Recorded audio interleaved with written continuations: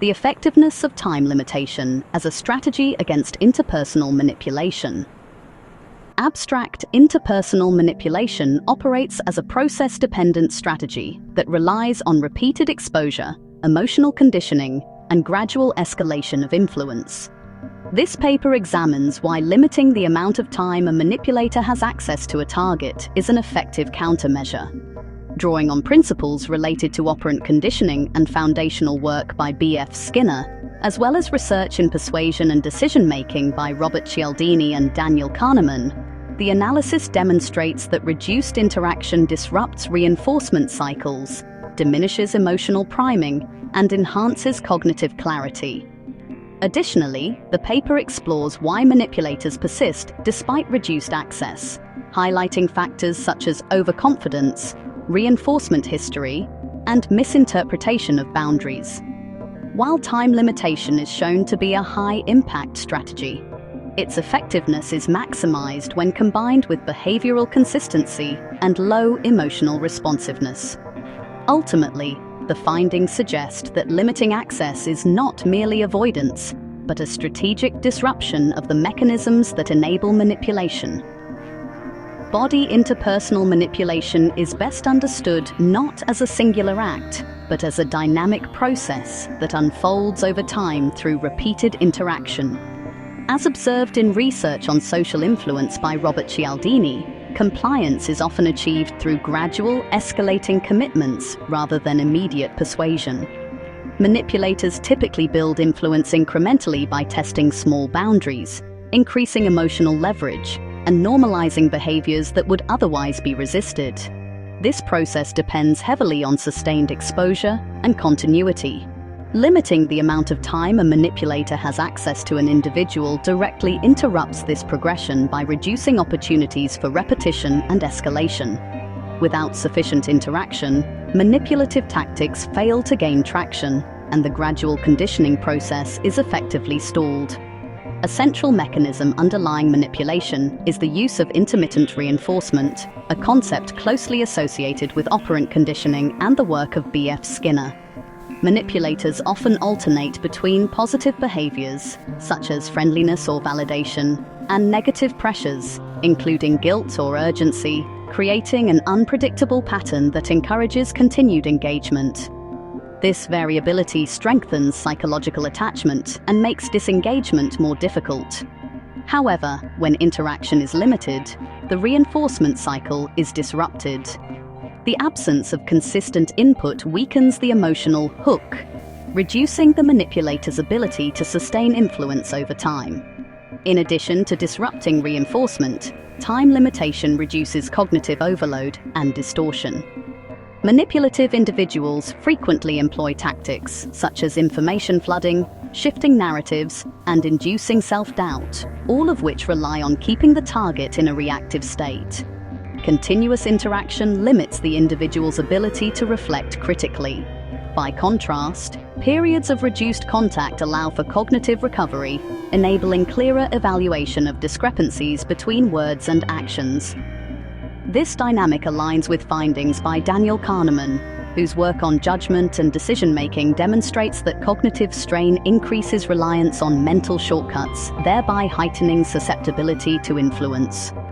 When time pressure and constant interaction are removed, individuals are more capable of deliberate, analytical thinking. Another important factor is the role of emotional priming. Manipulation often depends on inducing specific emotional states, such as guilt, urgency, or sympathy, that increase compliance. These emotional states are inherently temporary and tend to diminish with time. When interactions are spaced out, emotional intensity has the opportunity to reset, reducing impulsive responses and promoting more rational evaluation. This interruption of emotional carryover further weakens the manipulator's ability to shape behavior through affective means. Time limitation also functions as a form of behavioral boundary reinforcement. As emphasized in boundary research by Henry Cloud and John Townsend, boundaries are most effective when they are enacted behaviorally rather than merely expressed verbally. While verbal boundaries can be challenged or negotiated, behavioral boundaries, such as consistent unavailability, are more difficult to contest. Repeated patterns of limited access communicate that interaction is conditional rather than guaranteed. Over time, this conditions the manipulator to recognize that access cannot be easily regained through persistence alone. The consistency of this behavior is critical, as it removes ambiguity and prevents the manipulator from identifying exploitable variations in response. Furthermore, reduced interaction increases the visibility of manipulative patterns. Frequent contact can obscure behavioral trends, making individual incidents appear isolated or insignificant. In contrast, spacing interactions create psychological distance, allowing recurring tactics, such as guilt induction, pressure escalation, or disregard for boundaries, to become more apparent. This increased clarity enables individuals to make more informed judgments about the nature of the interaction and respond accordingly. Despite these constraints, manipulators often persist even when their access is limited. This persistence can be explained through the same reinforcement principles outlined by B.F. Skinner. Intermittent success in past interactions conditions individuals to continue behavior even when rewards become infrequent. Additionally, manipulators often exhibit overconfidence in their ability to influence outcomes, leading them to interpret reduced access not as rejection, but as a challenge requiring adjustment. As suggested by Robert Cialdini, individuals are inclined to remain consistent with previously successful strategies, further reinforcing persistence. Manipulators may also escalate their tactics, assuming that increased intensity will compensate for reduced opportunity. Compounding this issue is a tendency to misinterpret boundaries as negotiable and to disregard subtle feedback, instead privileging interpretations that sustain the possibility of success. While limiting time is highly effective, it is not sufficient as a standalone strategy. Residual opportunities for interaction can still be exploited if responses are inconsistent or emotionally engaged. The most effective approach combines time limitation with two additional components: behavioral consistency and low emotional responsiveness. Consistency ensures that all interactions follow predictable patterns, eliminating opportunities for trial and error manipulation. Low emotional responsiveness removes the psychological rewards that sustain manipulative behavior. Together, these elements create a condition in which there is no access, no variability, and no payoff, ultimately rendering manipulation inefficient and unsustainable.